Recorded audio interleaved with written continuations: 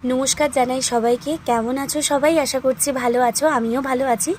ভালো আছি বলতে গেলে আমার গলাটা এখনও ধরেই আছে, সেটা তোমরা আমার গলা শুনেই বুঝতে পারছো, কিন্তু কি আর করি বলো।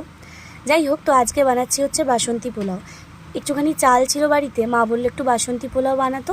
তো এই যে প্রেশার কুকার বসিয়ে দিয়েছি। প্রথমে আমি চালে একটু হলুদ, একটু নুন এবং একটু চিনি আর একটু ঘি দিয়ে মাখিয়ে রেখেছি চালটা প্রথমে ধুয়ে।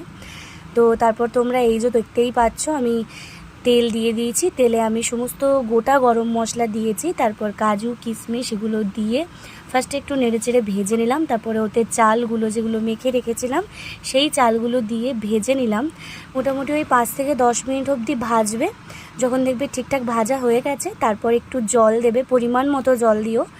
যদি 1 কাপ চাল থাকে তাহলে 2 কাপ জল দিও কি 3 কাপ জল দিও। আর তোমরা প্রেশার কুকারে করতে চাইলে 2টো সিটি ফেলবে, ঠিক আছে? দেখবে তাতেই খুব ভালো সেদ্ধ হয়ে গেছে। তোমরা দেখতেই পাচ্ছ আমার চালগুলো বেশ ভালো সেদ্ধ হয়েছে। হ্যাঁ, একটু আদা গ্রেট করে দিও, সেটা কিন্তু বেশ ভালো হয়। আর লঙ্কা চিড়ে দিতে পারো, সেটাও বেশ ভালো হয়। যখন তোমরা চালটা সেদ্ধ হতে দেবে তখন এগুলো দিয়ে দিও। আর আজকেও বাড়িতে হয়েছিল মাটনের পাতলা করে ঝোল। জানি পোলাওয়ের সাথে পাতলা ঝোলটা মানায় না, কিন্তু ভাতের সাথে হয়েছিল তাই একটু শেয়ার করলাম।